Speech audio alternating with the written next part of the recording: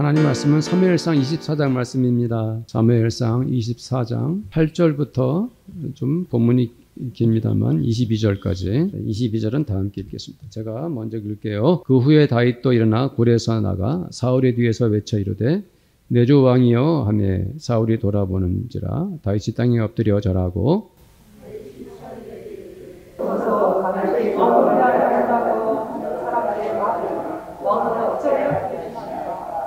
오늘 여호와께서 굴에서 왕을 내 손에 넘기신 것을 왕이 아셨을 것입니다. 어떤 사람이 나를 권하여 왕을 죽이라 하였으나 내가 왕을 아껴 말하기를 나는 내 손을 들어 내 주를 해하지 아니하리니 그는 여호와의 기름 부음을 받은 자이기 때문이라 하였나이다.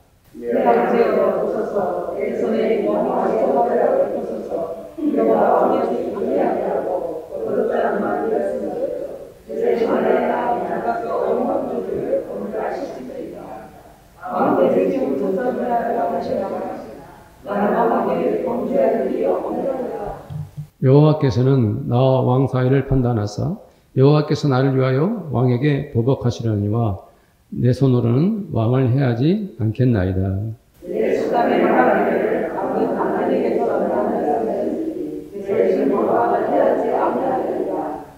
이스라엘 왕이 누구를 따라 나왔으며 누구의 뒤를 쫓나이까? 죽은 개나 벼룩을 쫓음이니이다. 그런지 여호와께서 두 판단에 되어 나와 왕 사이에 선하사 나의 생각부터 억울함을 풀어주시고 나를 왕의 손에서 건지시기를 원하나이다. 다윗이 사울에게 이같이 말하기를 마치매 사울이 이르되 내 아들을 다윗아 이것이 네 목소리냐 하고 소리를 높여 울며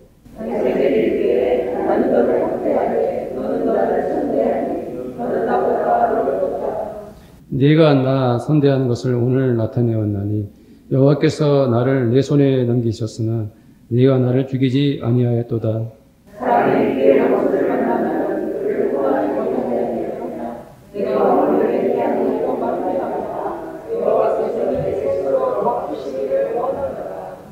보라 나는 네가 반드시 왕이 될 것을 알고 이스라엘 나라가 네 손에 견고히 설 것을 아노니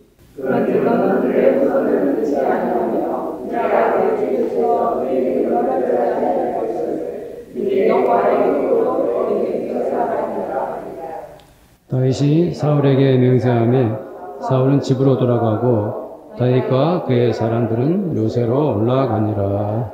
아멘. 사람의 일생을 살다 보면 누구나 3번의 기회가 있다고 하는데요. 지금까지 사시면서 혹시 성도님들 몇 번의 기회가 있었습니까? 또 혹시 그 기회를 잘 잡으셨나요? 아니면 그 기회를 놓치고 말았는지 궁금합니다. 이것이 기회구나 싶으면 잡아야 되는데, 붙들어야 되는데, 어떤 사람은 이제 그것이 일생일대 자기에게 주어진 기회였는데, 그것도 모르고 지나칠 수도 있습니다. 오늘 말씀에서도 다윗에게 기회가 찾아왔습니다. 그것은 바로 다윗이 사울 왕을 죽이고 지금까지 계속된 그 모든 고통과 고난을 끊어낼 수 있는 바로 단 한 번의 찬스가 온 것입니다. 다윗은 사울 왕을 피해서 동굴 속에 숨어 있었는데 이 사울도 다윗을 찾아서 이렇게 행방을 찾다가 우연히 다윗 일행이 숨어 있었던 동굴에 들어왔습니다. 이것을 보고 이제 다윗의 부하들이 기회가 왔다고, 기회가 왔습니다. 사울 왕을 죽일 때가 왔다라고 이렇게 건의를 합니다. 그렇습니다. 지금 바로 이때에 다윗이 사울을 죽인다면 그동안 지긋지긋했던 그 도망자 신세를 끝장낼 수가 있죠. 사무엘상 22장을 보면은 이 사울이 제사장들 85명, 85명의 제사장들을 에돔 사람 도액을 통해서 죽입니다. 제사장들이 85명이나 죽었고요. 또 그 지역에 노베 지역에 살던 그런 남자들, 여자들, 어린아이들까지, 죄 없는 아이들까지도 이 도액을 통해서 죽게 됩니다. 이 정도로 사울은 이미 정신적으로 피폐해진 사람입니다. 그는 이미 하나님을 두려워하는 마음조차 하나 없어요. 마음이 없어진 사람, 그런 마음이 없어진 사람입니다. 사울은 그저 다윗을 죽이려는 데만 혈안이 되어 있습니다. 사울은 이제 더 이상 왕의 역할도 제대로 하지 못하고 있습니다. 그리고 자기 옆에 있는 신하들이나 백성들로부터 신뢰를 잃어버린 지가 벌써 오래되었어요. 여러모로 아무리 생각해봐도 사울은 지금 다윗의 손에 죽어야 마땅했습니다. 더군다나 하나님은 다윗을 선택했고 그에게 기름을 부어주셨어요. 그것은 이제 사울 왕을 버리고 하나님께서 다윗을 새로운 왕으로 세울 계획을 다 가지고 계신 것이죠. 그렇다면 지금이야말로 하나님도 원하시고 온 백성들도 기뻐할 바로 지금 다윗이 사울을 제거하고 새로운 왕으로 등극해야만 합니다. 그런 순간이 절호의 순간이 온 것입니다. 그러나 다윗은 그 기회를 자기의 것으로 만들지 않았습니다. 왜 다윗은 그런 선택을 했을까요? 자, 우리 6절 말씀을 한번 볼까요? 오늘 같이 읽지는 않았지만 6절 말씀을 함께 읽어봅시다. 시작.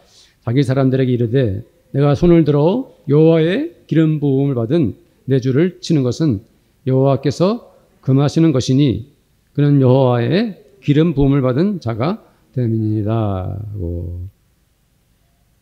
다윗은 자기가 사울을 제거할 자격이 없다고 말합니다.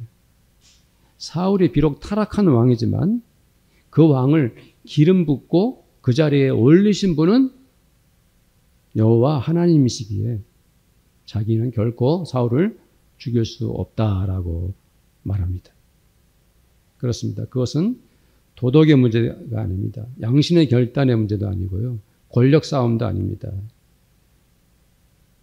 사울의 목숨은 하나님의 것이었고 하나님의 손에 달려 있었지 결코 다윗이 결정 내릴 수 있는 것이 아니었습니다. 12절 말씀도 한번 보면 다시 이렇게 말하고 있죠. 함께 읽어봅시다. 여호와께서는 나와 왕 사이를 판단하사 여호와께서 나를 위하여 왕에게 보복하시려니와 내 손으로는 왕을 해하지 않겠나이다. 아멘. 그렇습니다. 다윗이 억울하게 고통을 당해왔고 지금까지도 사울 왕에게 죽을 고비를 수없이 넘겼지만 그 사울에게 벌을 내리거나 심판하실 분은 누굽니까? 하나님이시다라고 다윗이 말하고 있습니다. 그것을 15절에도 말씀하고 있죠. 자, 우리 15절 말씀도 한번 읽어봅니다. 15절 시작. 그런즉 여호와께서 재판장이 되어 나와 왕 사이에 심판하사 나의 사정을 살펴 억울함을 풀어주시고 나를 왕의 손에서 건지시기를 원하나이다 아니라. 아멘. 다윗은 그 기회를 포기했지만은 이제 그 또 다른 기회는 사울의 손에 넘어갔습니다. 사울은 그 자리에서도 죽을 수 있었습니다만은 다윗은 그를 죽이지 않았습니다. 이 사실을 안 사울은 어떤 반응을 보였습니까? 다윗에 의해 바로 조금 전에 죽을 수도 있었는데 다윗이 자기를 죽이지 않았다는 것을 알고 나서 사울은 우리가 생각한 것 이상으로 뜻밖의 행동을 합니다. 16절이죠. 자, 우리 16절 말씀 읽어봅니다.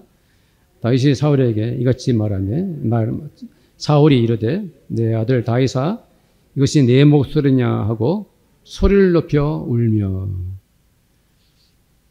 사울이 소리 높여 울었다 그랬어요. 도대체 이 반응은 무엇일까요? 성도님들은 사울의 마음을 읽어낼 수 있겠습니까? 저는 참 어렵다고 생각합니다. 왜 울었을까요? 아무리 봐도 우는 척 한 거는 아닌 것, 흉내를 낸 건 아닌 것 같습니다. 지금 사울의 곁에는 사울의 신하들과 군사들이 지켜보고 있습니다. 그 자리에서 흉내내면서 울지는 않았던 것이 분명합니다. 왕의 체면도 있고요. 그렇다면 그가 진정으로 울음을 쏟아냈다는 것을 우리가 알 수가 있는데요. 그렇다면 사울에게도 기회가 온 것입니다. 네. 사람이 이렇게 힘들고 어려울 때 눈물을 쏟으면서 어떤 반전을 맞이할 기회가 생기면, 그렇죠. 뭔가 새로운 계기를 마련할 수 있는 것처럼 사울에게도 기회가 온 것입니다. 다윗을 지금까지 죽이려 했던 거 진심으로 사과하고 하나님께 뉘우치고 회개한다면 사울에게도 새로운 인생이 기다리고 있지 않겠습니까? 그렇죠? 네. 사울이 다윗에게 하는 말들을 보면 그 마음을 읽을 수가 있습니다. 한번 17절부터 19절까지 한번 읽어볼까요? 17절부터 19절까지 시작. 다윗에게 이르되 나는 너를 학대하되 너는 나를 선대하니 너는 나보다 어렵도다. 네가 나 선대한 것을 오늘 나타냈나니 여호와께서 나를 내 손에 넘기셨으나 네가 나를 죽이지 아니하였도다. 사람이 그의 원수를 만나면 그를 평안히 가게 하겠느냐? 네가 오늘 내게 행한 일로 말미암아 여호와께서 내게 선으로 갚으시기를 원하노라. 어떻습니까? 이게 큰 소리로 울었던 사울이 그 말하는 내용에도 보면은 상당히 이 사람에게 이거 기회가 왔다. 이 사람도 좀 인생을 바꾸고 그 생각과 마음을 이제 회개할 때가 왔다. 이런 생각이 들지 않습니까? 진심으로 자기가 다윗을 학대했다는 것을 인정하고 있습니다. 심지어 너는 나보다 의롭다라고 말하고 있죠. 나는 너의 원수인데 나를 평안히 가게 해줬구나라고 말합니다. 그러면서 하나님께서 다윗 너에게 선으로 갚아주시기를 원한다라고 이렇게 다윗에게 매우 진정성 있어 보이는 말들을 합니다. 마치 순한 양이 된 것처럼 그동안의 악행을 찾아볼 수가 없고요. 오히려 자기 입으로 다윗을 축복하고 있습니다. 결국 나중에 너가 왕이 될 것인데 네가 이스라엘의 왕이 되면은 우리 집안을 우선들을 끊지 말거라 라고 호소하고 있습니다. 이것은 그 마음에 벌써 뭡니까? 나는 이제 왕의 자리에서 물러가고 네가 왕이 될 것이다 하는 것을 인정하고 있는 것이죠. 마치 예언이라도 하듯이요. 어떻습니까? 사울에게 이런 기회가 또 찾아오겠습니까?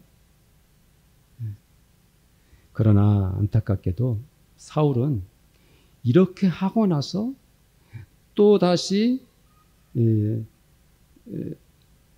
사무엘상 25장부터 쭉 이어가는 것을 보면은 그가 진정으로 자기에게 찾아온 기회를 결국 놓치고 말았다 하는 것을 알게 됩니다.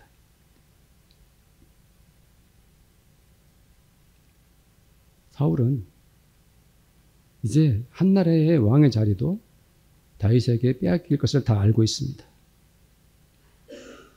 그리고 장차 자기는 이 자리에서 물러나고 다윗의 왕이 될 것을 다 인정하고 있습니다.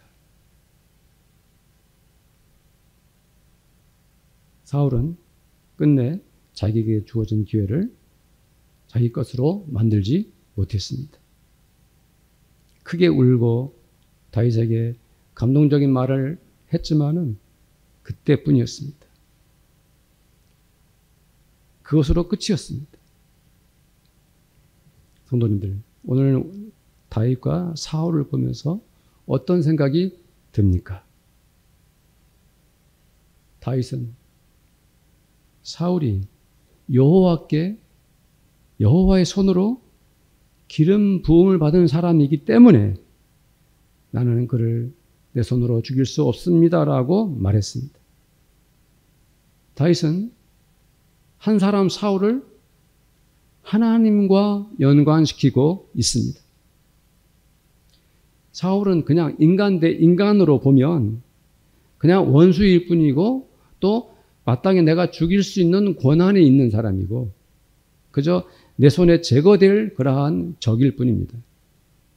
그러나 하나님의 입장에서 보면 사울은 하나님께서 기름을 부어 왕으로 삼으신 존재입니다. 사울을 하나님과 연관시켜 본다면 그 사람 사울을 결코 다윗이 마음대로 할 수 없는 것입니다. 그래서 다윗은 그를 죽이는 것을 포기한 것입니다. 사울은 하나님께서 기름 부으신 사람이기에 다윗의 손으로는 어찌할 수 없는 것입니다.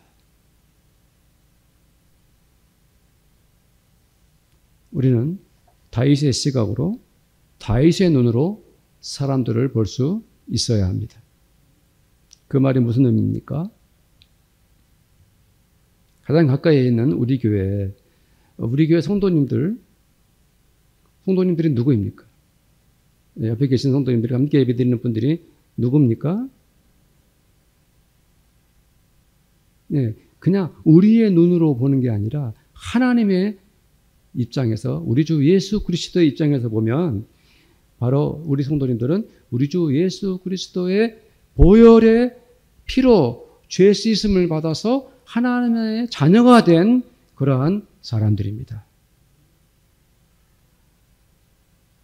하나님께서 사울에게 기름을 부어 왕으로 삼으신 것처럼 성도들은 예수 그리스도의 보혈로 하나님의 자녀가 된 것입니다. 그렇다면 우리는 이렇게 교회에서 신앙생활을 하는 성도들을 보면서 성도들이 어떠한 분들인지, 옆에 함께 신앙생활하는 성도님들이 어떤 분들인지 그것을 볼 수 있는 눈이 있어야 합니다. 성도들 한 사람 한 사람이 예수의 보혈로 씻어받고 하나님의 아들, 딸 된 얼마나 소중하고 값진 존재인지를 이 세상에서 값으로 매길 수 없을 만큼 성도님들은 한 분 한 분이 존귀하고 아름답다는 것을 알아야 합니다. 그것이 바로 우리 기독교인들이 형제자매들을, 성도들을 보는 시각이고 눈이어야 합니다. 성도님들 백화점에 가면 세계적으로 유명한 명품들이 있죠. 그 명품들은 값도 엄청나게 비싸서 웬만한 건 수백만 원, 좀 많이 나가는 건 몇 천만 원씩들을 합니다.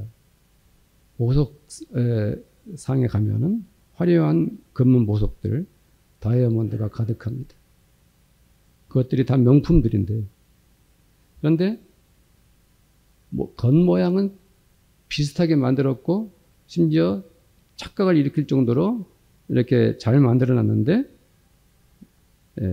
모조품을 우리가 뭐라 그러죠? 짝퉁이라고 그러죠. 짝퉁이라고 합니다. 그 짝퉁은 생김새나 디자인은 아주 비슷한데 값이 쌉니다. 그리고 얼마 못 가서 망가지고 맙니다. 예수 믿는 사람들은요, 짝퉁이 없습니다.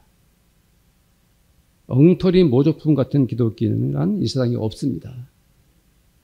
왜 그렇지요?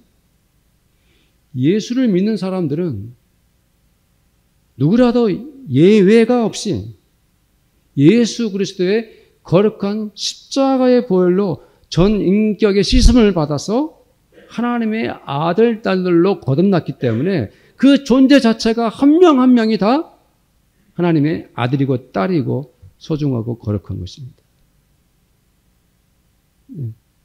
겉모습을 본다면은 어떤 분들은 키가 작고 어떤 분들은 키가 크고 어떤 분들은 건강하고 어떤 분들은 몸이 아프고 어떤 분들은 학력이 높거나 공부를 못했거나 부자거나 가난하거나 높은 자리에 있거나 낮은 자리에 있거나 자기가 어떤 모습으로 살고 있다 할지라도 하나님의 눈으로는, 예수 그리스도의 눈으로는 모두가 하나님의 아들, 딸들이고 소중하고 아름답고 존귀한 존재들인 것입니다.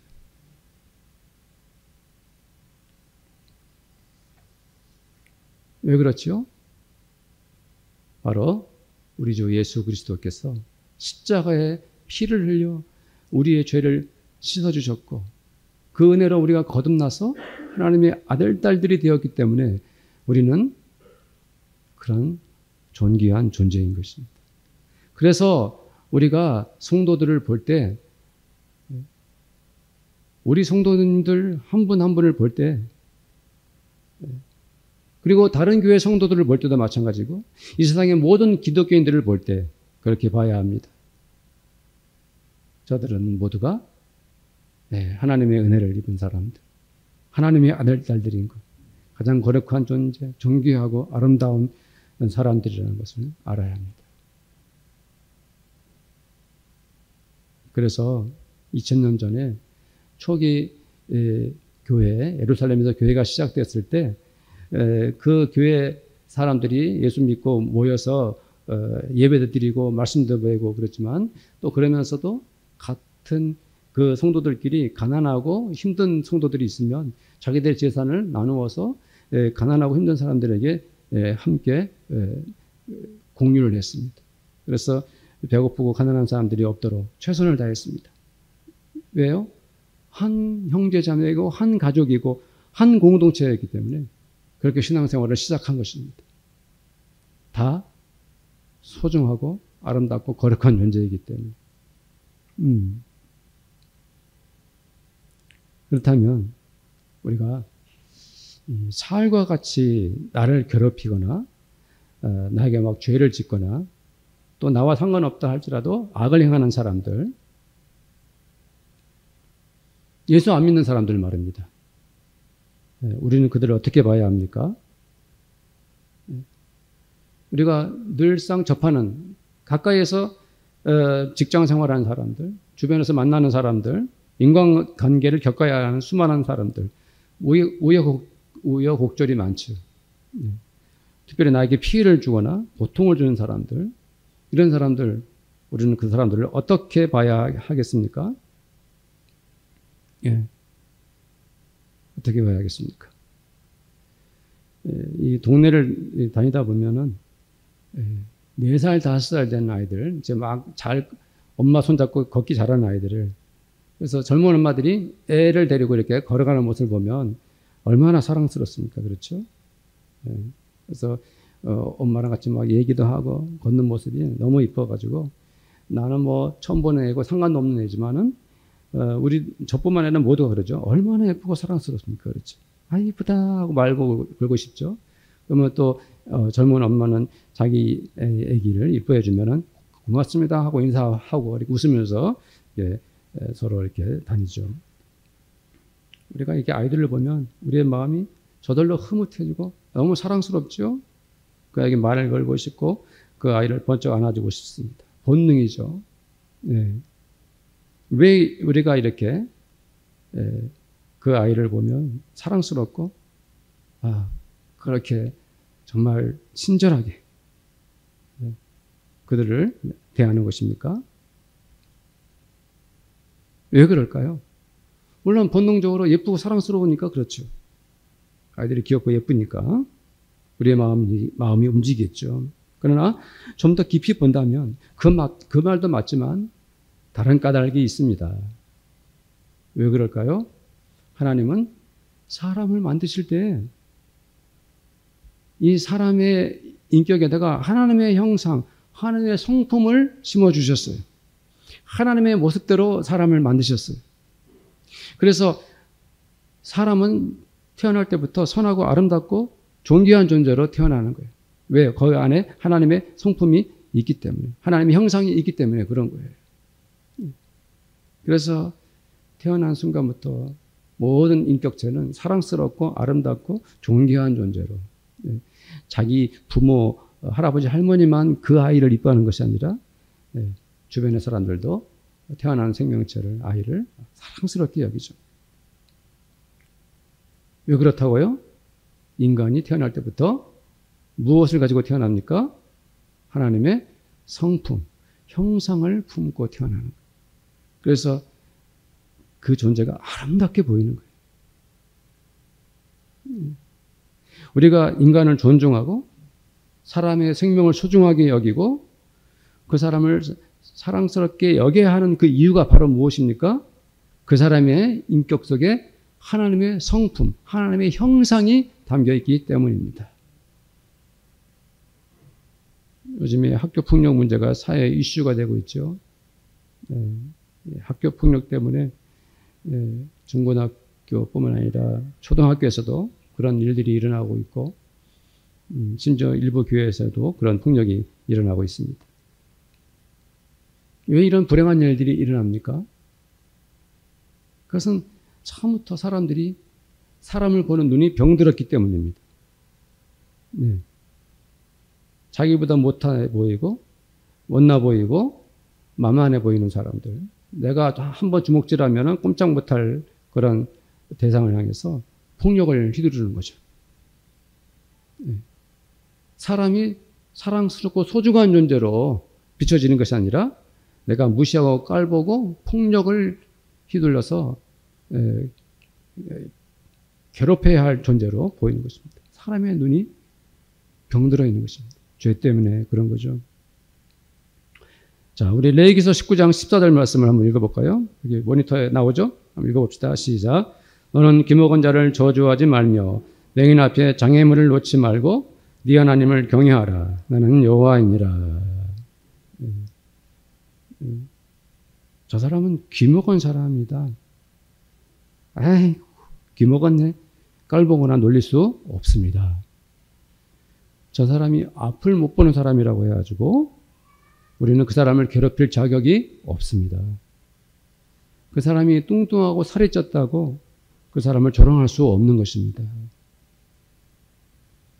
사람은 누구나 그 출신, 남녀노소, 자라온 배경, 그의 신체적 상태, 그가 가지고 있는 여러 가지 출신 배경 이런 것과 아무런 상관없이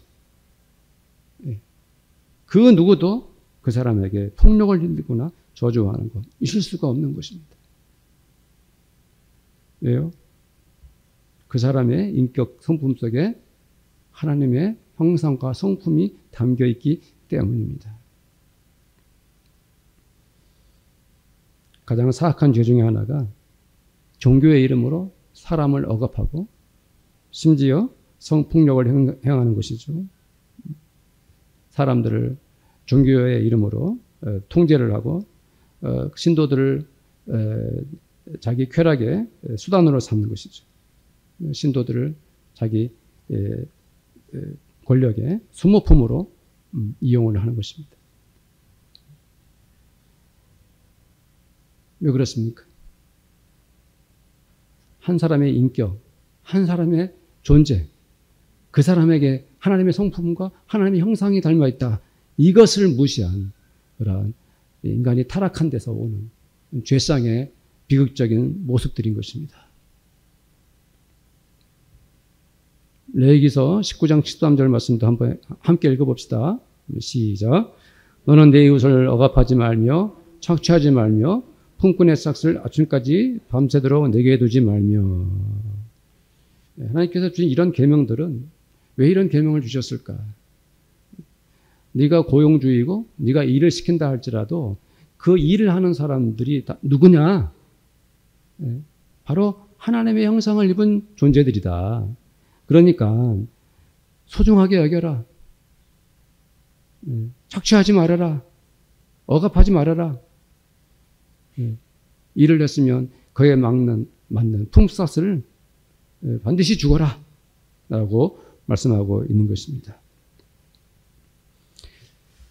자, 다시 한번 이제 우리가 이런 사회적 현상과 상관없이 가치관의 문제이기 때문에 말씀을 드린 것이고, 우리 현실로 한번 돌아볼까요?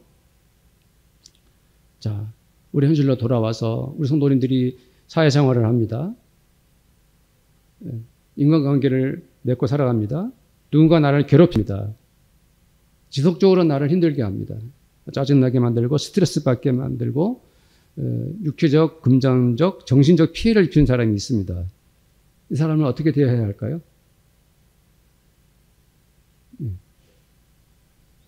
벌써 이런 내용을 전개하니까 성도님들이 스트레스를 좀 받으시는 것 같아요. 그렇죠. 우리는 하나님의 형상으로 태어난 존재들이에요. 그래서 제가 창세기 1장 말씀을 인용을 해봤어요. 한번 읽어봅시다. 다 아는 말씀이지만 확실하게 확인하기 위해서 26절부터 28절까지 한번 읽어봅시다. 시작. 하나님이 이르시되 우리의 형상을 따라 우리의 모양대로 우리가 사람을 만들고 그들로 바다의 물고기와 하늘의 새와 가축과 온 땅과 땅에 기는 모든 것을 다스리게 하자 하시고 하나님이 자기 형상 곧 하나님의 형상대로 사람을 창조하시되 남자와 여자를 창조하시고 하나님이 그들에게 복을 주시며 하나님이 그들에게 이르시되 생육하고 번성하여 땅에 충만하라 땅을 정복하라 바다의 물고기와 하늘의 새와 땅에 움직이는 모든 생물을 다스리라 하시니라. 다시 한번 우리가 말씀을 확인했습니다. 이 세상에 태어나 살아가는 모든 사람들은 한 사람도 빠짐이 없이 예외가 없이 다 하나님의 형상을 닮은 것입니다. 하나님 보시기에 이 세상에 살아가는 그 모든 사람들은 전혀 예외가 없이 다 하나님의 형상을 품고 이 세상에 태어났다고 말씀하고 계신 거죠. 그렇다면 우리들도 다윗의 눈으로 사람들을 봐야 됩니다. 다윗이 사울을 본 그대로 말입니다. 자기를 괴롭히고 힘들게 만들고 심지어 죽이려고 했지만 끊임없이 그를 괴롭혔지만 하나님께서 그에게 기름 부어 주셨기 때문에 하나님의 관점에서 사울을 봤기 때문에 그는 다윗은 사울을 죽이지 못했습니다. 바로 나에게 원수 같은 존재가 있습니다. 정말 지긋지긋합니다. 쳐다보기도 싫은 인간입니다. 정말 그 사람이라면 치가 떨립니다. 그러나 그 사람도 하나님의 형상을 닮은 사람입니다. 그래서 우리는 그 사람에게 원수를 갚을 자격이 없는 것입니다. 비록 그가 내게 해를 끼치고 나에게 고통을 줬다 해도 너도 그 사람과 맞서서 그에게 동일한 피해를 줄 수 없는 것입니다. 이것이 바로 우리들이 기독교인인 이유이고 하나님의 아들, 딸인 까닭입니다. 만약 그렇지 않고 우리도 정정당당하게 그들과 맞서서 그들처럼 그런 방식으로 싸워 나간다면 우리는 더 이상 하나님의 자녀들이 아닌 것입니다. 하나님의 영역을 침범하고 있는 것이고 하나님의 권한을 우리 마음대로 휘두르는 것이라 할 수가 있어요. 그러나 하나님은 그 악한 자들을 심판하실 것입니다.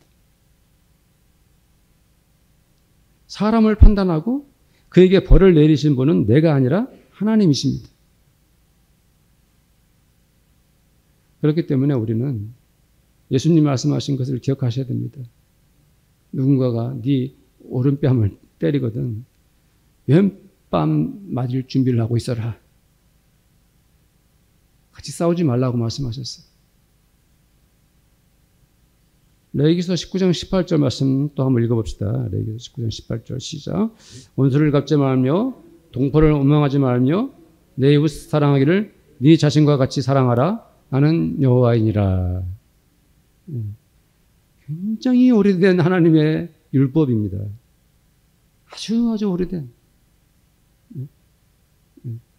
3000년도 넘은 모세의 율법에 하나님 주신 말씀입니다. 원수를 갚지 말아라. 그러나 하나님은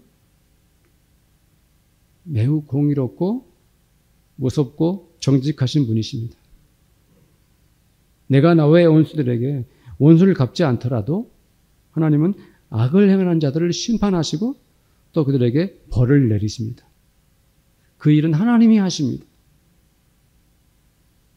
그래서 히브리서 기자가 히브리서 10장 30절에 이렇게 말씀했죠. 다 같이 읽어봅시다. 시작.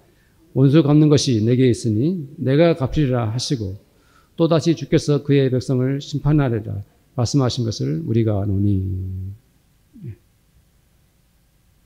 제가 오늘 왜 이 말씀을 전하는지 성도님들 아시겠습니까? 요즘 우리 사회에 일부 기독교인들이 잘못된 가치관을 가지고 있는 분들이 참 많은 것 같아요. 예, 일부 기독교인들 중에 특별한 특정 단체나 집단을 향해서 저주 같은 욕을 퍼붓습니다.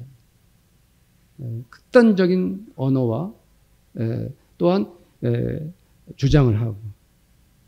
근데 그 사람들이 소위 기독교인들이라는 것 때문에 이건 잘못된 것이죠. 자기가 주장을 하고 자기 입장을 말할 수는 있어요. 누구나. 당연히 강하게 주장할 수도 있습니다.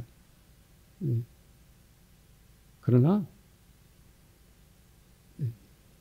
우리가 대해야 되는 그 사람들 자체가, 사람들의 인격 자체가 하나님의 형상을 닮은 사람들이에요. 하나님의 성품을 품고 있는 사람들이에요.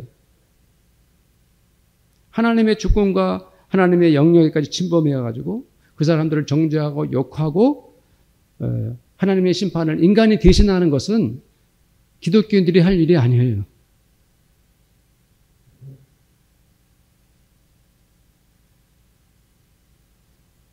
악한 사람들을 하나님께서 반드시 심판하시지만 우리들은 누군가를 정죄하고 누군가를 미워하는데 앞장서지 말아야 합니다. 우리가 미워하고 싫어하는 그 사람도 하나님의 형상을 따라서 이 세상에 태어난 아름다운 존재일 뿐 아니라 그들이 죄를 지었다면 하나님께 벌을 받든지 회개하고 하나님께 돌아와야 할 사람들이지 우리가 정죄해야 할 사람들은 아닌 것입니다. 우리는 다윗처럼 기다리고 또 참아내야 합니다. 인간이 인간을 심판하는 것은 불가능합니다. 우리는 그들이 비록 나에게 원수 같은 자라 해도 그들은 장차 하나님의 자녀로 거듭날 사람이라는 것을 알아야 합니다. 이 세상에서 그토록 참혹한 죄를 짓고 사는 사람들이라 할지라도 우리는 그 사람이 언젠가는 예수 그리스도의 십자가의 보혈로 그 모든 죄를 용서받고 예수의 제자가 될 사람이라는 것을 믿어야 합니다. 사랑하는 성도님들, 사람을 보실 때 다윗의 눈으로 보시기를 축복합니다. 우리 함께 기도합시다.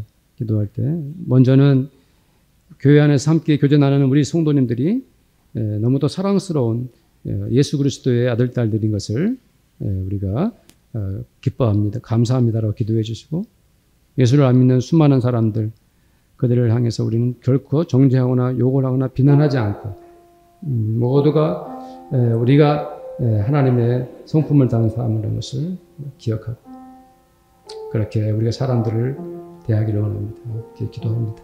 하나님 아버지 기도합니다. 간구합니다. 우리가 함께 신앙생활하는 우리 성도님들이 얼마나 사랑스러운지요. 예수 그리스도의 십자가 보혈로 죄 씻음 받고 하나님의 자녀가 된 우리 성도님들 얼마나 사랑스럽습니까? 얼마나 아름답습니까? 얼마나 존귀합니까? 아버지 하나님 서로 사랑하고 축복하며 서로 품고 우리 서로 교제하며 하나님의 사랑의 줄로 이어지고 예수 그리스도의 사랑의 끈으로 묶여지는 우리 교회 성도들이 되기를 원합니다. 이 땅에 있는 수많은 그리스도인들, 이 땅에 살아가는 수많은 기독교인들이 다 그렇게 서로 사랑하며 축복하며 살아가기를 간절히 원합니다. 하나님 아버지, 우리는 인간관계를 유지하고 사회생활을 하면서 우리가 만나는 수많은 사람들, 나를 힘들게 하고 나의 고통을 주고 나에게 상처를 주고 아버지 나를 넘어뜨리는 그 사람들 아버지 하나님 정죄하고 싶고 욕하고 싶고 저주하고 싶지만 아버지 하나님 그것은 하나님의 몫입니다. 하나님의 성품을 가진 사람들입니다.